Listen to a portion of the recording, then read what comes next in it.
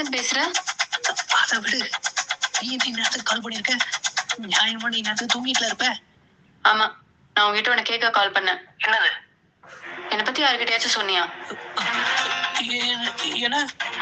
டேய், நம்ம 2 பேரும் பேசிக்கிறத பத்தி யாருக்கிட்டயாச்சும் சொன்னியா? தெரியாது. ஏன்? எருமை, நான் எங்க இருக்கேன், என்ன பண்றேன், இத பத்தி யாருக்கிட்டயாச்சும் சொன்னியான்னு கேக்குறேன். ரஃபி சீனியர் கால் பண்ணாரா? இல்லையே. ஏன்? இல்ல, சும்மாதான் கேட்டேன். நான் யார்கிட்ட எதுவும் சொல்லியே.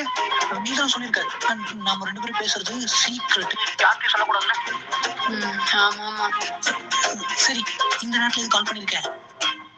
அதுவா ராக்கி, காலையில ஒரு கெட்ட கனவு. அதான் அங்க எல்லாமே ஓகேன்னு கேட்க கால் பண்ணேன். ரீனா, எனக்கு என்ன, நான் நல்லாதான் இருக்கேன். நீ ஒன்னும் டென்ஷன் ஆகாத. அர்ஜுன் என்ன பண்றான்? நீ அவன் கிட்ட பேசுனியா? அவருக்கு என்ன, அவர் நல்லா ஜாலியா சந்தோஷமா பார்ட்டி பண்ணிட்டு சுத்திட்டு இருக்காரு. ரீனா, அது மட்டும் இல்ல, இப்போ அர்ஜுன் ப்ரோக்கு ஒரு கியூட்டான கேர்ள் ஃபிரெண்ட் வேற இருக்கு. பொண்ணு பேரு கூட மது. மதுதான பொண்ணு பேரு. மதுவா? யாரு அது? அது அர்ஜுன் ப்ரோவோட காலேஜ் கிளாஸ்மேட் போல. சரி விடு. ரதி மேம் எப்படி இருக்காங்க? அவங்களா? அவங்க வராங்க, வீடு விட்டா வேலை, வேலை விட்டா வீடு. பாவம், அவங்க பாட்டுக்கு இருக்காங்க.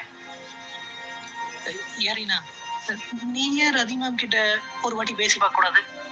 பாவம் ரீனா, அவங்க ஹாஸ்பிட்டல்ல ரொம்ப கஷ்டப்படுறாங்க. எல்லாருமே மூவ் ஆன் ஆயிட்டாங்க, ஆனா அவங்களால மட்டும் அதை தாண்டி. என்ன விளையாடுறியா? நான் எதுக்கு அவங்க கிட்ட பேசணும்? அண்ட் மோர் ஓவர், எனக்கு அவங்க கிட்ட பேசணுங்கிற எந்த அவசியமும் இல்ல. ஏய் ரீனா, நீ தானே இப்ப அவங்கள பத்தி கேட்ட, அதனாலதான் நான் சொல்ல வந்தேன். இப்ப என்ன குடிச்சு கத்துற? சரி விடு ராக்கி. ஏறினா, அர்ஜுன் ப்ரோ ரதி மேம்ல உன் கனவுல வர மாதிரி நான் என்னைக்காச்சும் உன் கனவுல வந்திருக்கேனா? என் கனவுல இப்ப நீ வர்றதா ரொம்ப முக்கியம். போன வேடா.